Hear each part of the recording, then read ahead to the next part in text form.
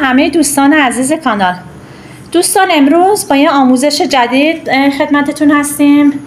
امروز یه خورشت اصیل گیلانی رو میخوام براتون درست بکنم. برای استان گیلان هستش به اسم شیرین خورشت. مواد لازم این خورشت رو خدمتتون عرض میکنم. تقریبا برای این مواد 400 گرم به پیاز نیاز داریم. البته اصل این مواد چون خورشت ما برای 6 نفر هستش 1 کیلو پیاز میخواد، ولی به ذائقه بستگی داره. من 400 گرم پیاز استفاده کردم. تقریبا 300 گرم آلوی سرنگ، قرمز، مشکی، زرد، 1 عدد مرغ درشت کامل، روغن مایع به مقدار لازم، زعفران دم کرده 2 قاشق غذاخوری، 2 قاشق غذاخوری، البته حالا سرخالی هم باشه میشه، رب انار 2 قاشق غذاخوری پر، رب گوجه فرنگی 1 قاشق غذاخوری پر، ادویه ها زردچوبه، فلفل سیاه، ادویه پاپریکا، پودر پیاز، ادویه کاری، نمک. مقداری هم از ادویه ها رو با همدیگه ترکیب کردم برای طعم دادن به مرغ که حالا در ادامه ویدیو خدمتتون عرض میکنم. خب دوستان عزیز، کل مرغمون رو با ادویه ها آغشته کردیم. حالا به مرحله سرخ کردن مرغ میریزیم. داخل تابه روغنمون رو میریزیم. روغنمون رو میذاریم کمی بجوشه، تقریبا داغ بشه.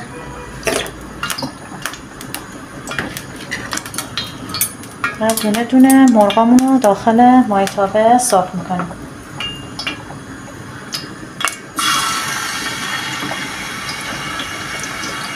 به این شکل که میبینیم دو طرف مرغ ها که کاملا طلایی شد، مرغ ها از مایع تابه بر میداریم و میذاریم کنار.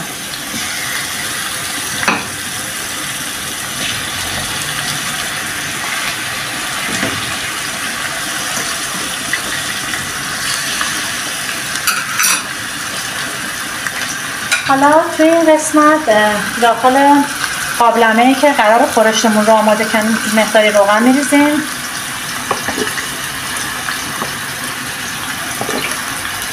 تقریبا 3 قاشق غذاخوری.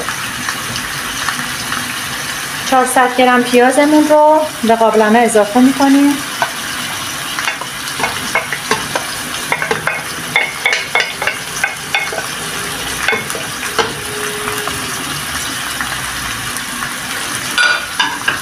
کمی شعله رو متوسط رو به بالا میکنیم و پیاز هامون رو داخل قابلمه تخت میدیم. تقریبا 5 دقیقه پیازامون رو تخت میدیم که از حالت خامی در بیاد. وقتی که از حالت خامی در اومد مراحل کاراملی شدن پیاز رو بهتون آموزش میدم. بهتون میگم که پیاز رو چطوری کاراملی بکنید، چون برای این خورش پیاز باید کاراملی باشه. خب دوستان عزیز، من مرغامو داخل مایع تابه سرخ کردم، کنار گذاشتم. این هم مراحل سرخ شدن مرغامون هستش. حالا میریم سراغ پیازمون. پیازمون به این مرحله که رسید و سبک شد میریم برای کاراملی کردن پیازمون. روش کاراملی کردن پیاز هم به این صورت هستش که به این مرحله که رسید 2 قاشق غذاخوری به پیازمون آب اضافه میکنیم و پیاز و آب رو با هم دیگه مخلوط میکنیم. این مرحله اضافه کردن آب به پیاز رو هر 10 دقیقه یک بار 5-6 مرتبه 2 قاشق غذاخوری به پیازمون آب اضافه میکنیم، 5-6 مرتبه تا پیاز ما کاملا کاراملی بشه. خب دوستان عزیز، پیاز هامون که به این مرحله رسید و کاراملی شدن، مرحلهشون هم که براتون توضیح دادم. تو این مرحله ادویه ها رو اضافه میکنیم.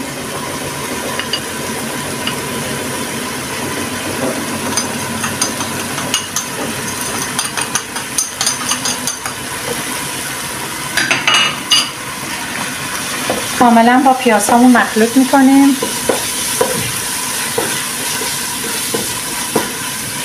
به حدی مخلوط میکنیم که خامی ادویه ها گرفته بشه.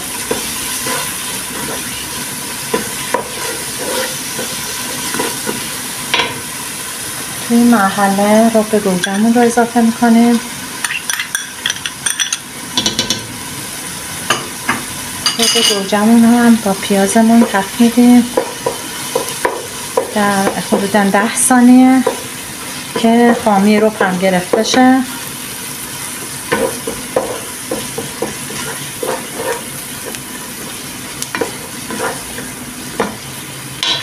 در این مرحله رب انارمون رو هم اضافه میکنیم.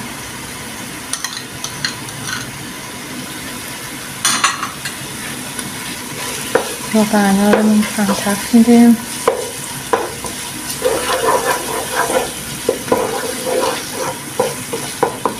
کاملا که رب انار و رب گوجه با پیاز هامون تفت خوردن، مرغامون رو به قابلمه خورشت اضافه میکنیم.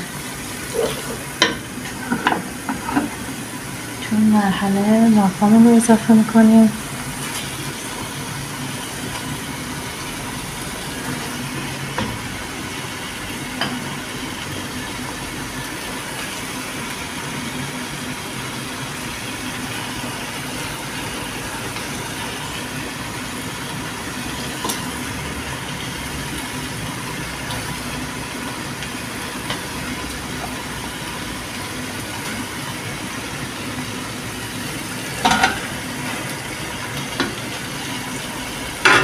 و حالا آب جوشیده شده رو به مرغمون اضافه میکنیم.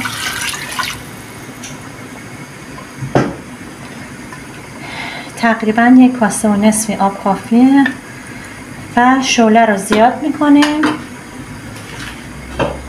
در قابلمه رو هم میذاریم. حدوداً 40 دقیقه میذاریم که مرغ‌ها بپزن. بعد از 40 دقیقه آلو و زعفران مرغ رو اضافه میکنیم.